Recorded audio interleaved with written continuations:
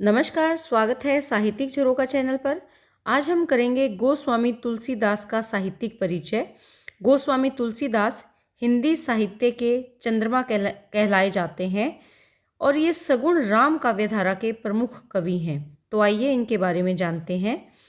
इनका जन्म सन 1532 ईस्वी में हुआ और कहाँ हुआ, इसके बारे में विद्वानों में मतभेद हैं। तो दोनों ही विचार हमें ध्यान में रखने हैं।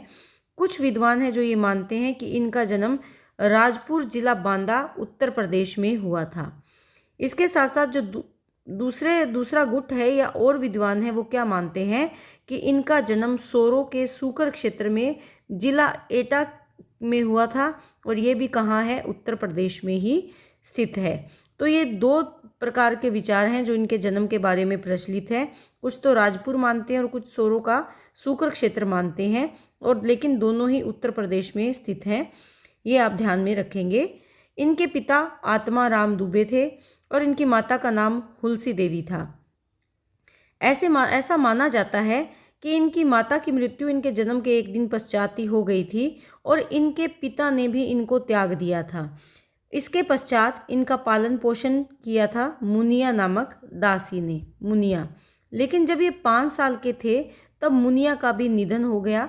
उसके पश्चात ये गलियों में भटकते फिरे, लेकिन अचानक से वहाँ गुरु नरहरिदास का आना हुआ और उन्होंने जब तुलसीदास की ज्ञान को देखा, इनकी प्रतिभा को देखा, तो वो उससे बहुत प्रभावित हुए और नरहरिदास ने इन्हें अपना लिया और इन्हें अपने साथ ले गए और इनकी देखरेख की और इनका पालन पोषण भी किया। और इसके साथ साथ इनको वेद, काव्य, दर्शन, ज्योतिष, निगम आदि की शिक्षा भी इन्होंने प्रदान की।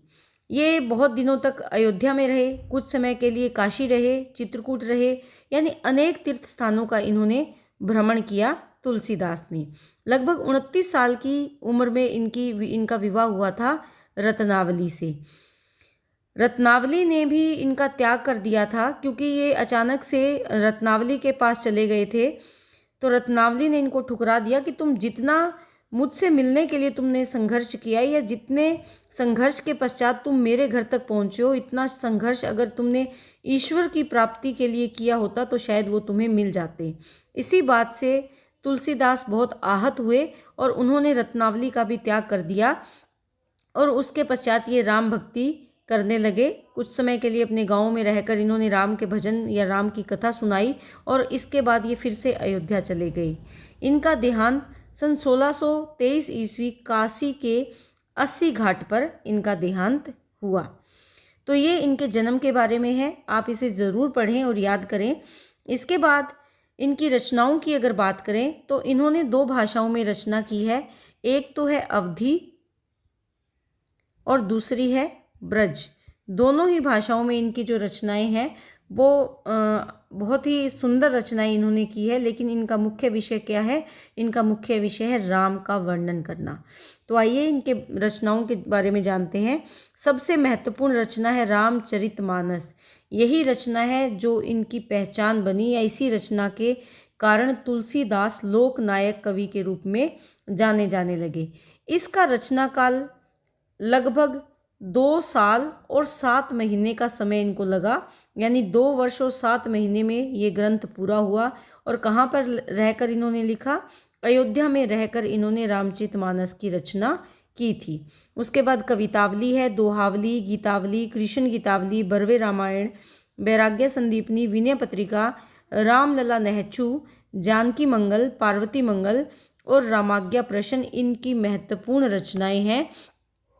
और इसमें से अधिकतर रचनाएं अवधी भाषा में है, लेकिन कुछ एक रचनाएं हैं जो ब्रज भाषा में है, जैसे विनय पत्रिका, गीतावली और कवितावली। ये जो इनकी रचनाएं हैं ये ब्रज भाषा में है, इनकी रचनाएं हैं।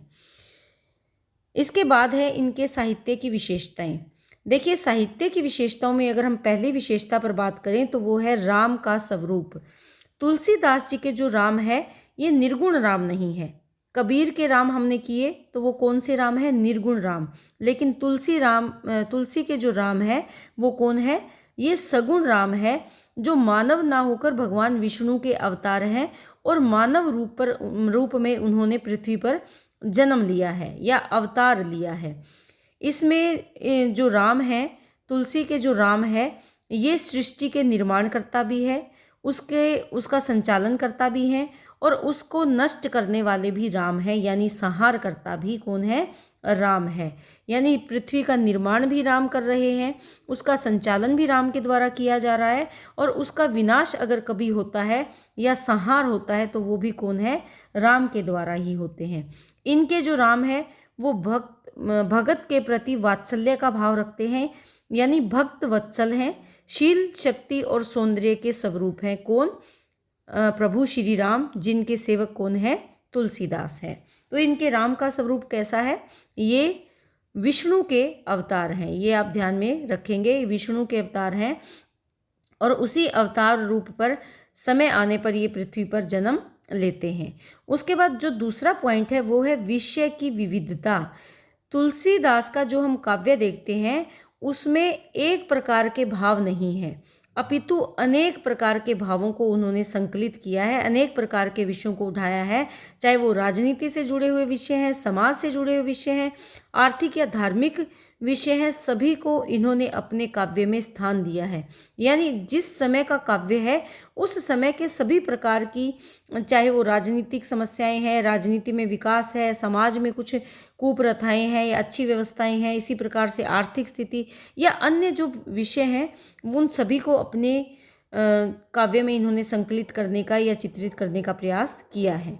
उसके बाद जो हमारी तीसरी विशेषता है वो है लोक मंगल की भावना। लोक मंगल कैसे? लोक मंगल का अर्थ यहाँ पर क्या है? लोक कल्याण, यानी लोगों का कल्याण। राम ने सगुण रूप में जब पृथ्वी पर जन्म लिया तो किस लिए लिया? लोगों के कल्याण के लिए। क्यों? क्योंकि उस समय बाहरी आक्रमण बहुत ज़्यादा हो रहे थे और लोगों को एक ऐसे सहारे की ज़रूरत थी जो उन्हें उन परिस्थितियों में ढांढस बंधा सके या उनका हौसला बढ़ा सके या जिस पर वो भरोसा कर सके। तो इसके लिए उन्होंने राम को आदर्श रूप में प्रस्तुत किया और इसी भावना को ध्यान में रखकर कि राम उनके सहायक हैं, राम ही हैं जो अपने भक्तों पर होने वाले अत्याचारों को समाप्त कर सकते हैं। अत्याचार कौन कर रहा था? जो बाहरी आक्रमणकारी थे।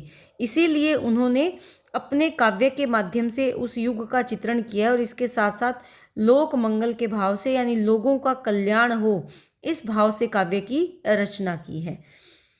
आगे जो हमारे पास विशेषता है वो है स्वांतः सुखाय। यहाँ थोड़ी प्रिंटिंग मिस्टेक है, ये यहाँ पर क्या है? स्वांतः सुखाय का भाव उनका प्रमुख था। इसमें यहाँ लिख देती हूँ मैं,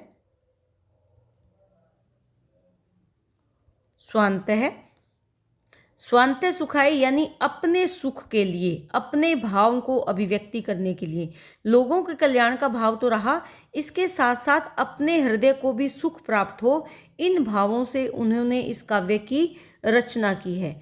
यानी स्वयं के कल्याण के साथ साथ अपने मन को भी खुशी मिले, अपने मन को भी इस प्रकार के विचार आए कि उनका मन शांत हो, उनके दुख भी दूर हो। जो पढ़े उसके मन को शांति प्रदान करे, लेकिन उससे पहले जो कवि रचना करे उस कवि के हृदय को सुख देने वाली रचना हो। उसके बाद है समन्वय भावना। समन्वय का मतलब क्या होता है? समानता स्थापित करना। किसमें समानता स्थापित करना? जो तत्कालीन परिस्थितियां थी उसके हिसाब से वर्ग भेद बहुत अधिक बढ़ रहा था। समाज में ऊंच नीच, जाति पाति, ये सब बहुत ज़्यादा मायने रखते थे, लेकिन तुलसीदास जी ये चाहते हैं कि समाज एक रूप हो, एक रूपता समाज में बनी रहे, इसीलिए उन्होंने समन्वय भावना को प्रधानता दी। यहाँ पर वो अपने काव्य के माध्यम से या रामचरितमानस के माध्यम से राम को उन्होंने आदर्श पुत्र माना है, सीता को आदर्श पत्नी माना है, भरत और लक्ष्मण आदर्श भाई हैं, कौशल्या आदर्श माता है, तो हनुमान आदर्श सेवक हैं। इस प्रकार के पात्रों से वो ये मानते हैं कि समाज में तभी समन्वय होगा जब परिवार के लोग या समाज के लोग एक दूसरे का आदर सत्कार और मान सम्मान करेंगे। इसी भाव को ध्यान में रखते हुए उन्होंने निर्गुण और सगुण दोनों में समानता स्थापित करने का प्रयास किया। उन्होंने कहीं पर भी सगुण ईश्वर की उपासना करते हुए निर्गुण का विरोध नहीं किया, इसीलिए क्योंकि निर्गुण और सगुण में समानता बनी रहे। जो शैव और शाक्त थे उनमें जो अलग अलग धर्म थे शिव से जुड़े हुए, उनको भी एकता के सूत्र में बांधने का प्रयास किया। इसके साथ साथ शैव और वैष्णव, उनमें भी समानता स्थापित करने का प्रयास किया। और घर गृहस्थी में रहने वाले और जो वैरागी जन थे, वैरागी तपस्वी साधु, उनमें भी भेदभाव जो दिखाई दे रहा था, जो ऊंच नीच दिखाई दे रही थी, उसको समाप्त करने का विचार हमें इनके काव्य में मिलता है। इसके साथ साथ चाहे वो भक्ति में है, ज्ञान में है, लोक शास्त्र में है, या भाषा के स्तर पर जो भेद है उसको समाप्त करने का भी उन्होंने अपने काव्य के माध्यम से प्रयास किया है। आगे जो विशेषता है वो है प्रकृति चित्रण। देखिए, प्रकृति काव्य में विशेष भूमिका निभाती है। तो जो इन्होंने प्रकृति चित्रण किया है उसके अंतर्गत प्रकृति कहीं पर आलंबन रूप में है, कहीं पर उद्दीपन रूप में है, कहीं पर प्रकृति उपदेश देते हुए प्रतीत होती है। राम के सौंदर्य का इन्होंने चित्रण किया है। इसके साथ साथ सीता और राम के विरह का वर्णन किया है। तो इस प्रकार प्रकृति भी उन भावों के साथ अपना तालमेल बिठाते हुए प्रतीत होती है, यानी प्रकृति का सुंदर चित्रण इनके काव्य में देखा जा सकता है। आगे जो विशेषता है वो है दार्शनिकता। दार्शनिकता यानी दर्शन के जो भाव हैं या तत्व हैं, उनको भी इन्होंने सहज रूप से अपने काव्य में महत्व दिया है। इन्होंने दार्शनिक तत्वों की बहुत सुंदर तरीके से व्याख्या की है। उसमें ब्रह्म है, जीव है, जगत है, माया है, ये सभी तत्व इन्होंने लिए हैं। चाहे वो ब्रह्म है, ब्रह्म, जीव, जगत, माया, सभी ये दर्शन के क्षेत्र में आते हैं और सभी को इन्होंने अपने काव्य में स्थान दिया है और इनके गूढ़ पहलुओं पर अपने विचार अभिव्यक्त किए हैं। उसके बाद जो हमारे पास विशेषता है वो है विविध रसों का परिपाक। देखिए, क्योंकि इनकी बहुत सारी रचनाएं हैं, वैसे तो ऐसे माना जाता है कि इनकी 37 रचनाएं हैं, लेकिन मुख्य और प्रमाणिक इनकी 12 रचनाएं मानी गई हैं। तो उन 12 रचनाओं में जिन रसों को उन्होंने शामिल किया है वो अलग अलग प्रकार के विविध रस, यानी अलग अलग प्रकार के रस हैं। लेकिन प्रमुख रस क्या है? शांत। क्योंकि भक्ति भाव है तो प्रमुख रस शांत है। लेकिन इसके साथ साथ श्रृंगार रस का भी सुंदर परिपाक हुआ है। कहाँ पर? राम और सीता के सौंदर्य के लिए इन्होंने श्रृंगार रस के संयोग पक्ष का वर्णन किया है, संयोग पक्ष का वर्णन किया है, संयोग श्रृंगार का वर्णन किया है। सीता के और राम के बिछुड़ जाने पर वियोग श्रृंगार का चित्रण है। कहीं पर करुण रस है, कहीं पर रौद्र रस है। इस प्रकार से हम देखें तो कहीं विभत्स, भयानक, अद्भुत, हास्य, सभी प्रकार के रसों का इन्होंने सुंदर परिपाक अपने काव्य में किया है। बाकी अगर हम पुस्तकों को या ग्रंथों को छोड़ भी दें, एक रामचरितमानस को अगर लें तो उसमें भी हमें ये सभी रस आसानी से मिल जाएंगे। सभी रसों का समावेश हमें उनमें देखने में मिल जाएगा।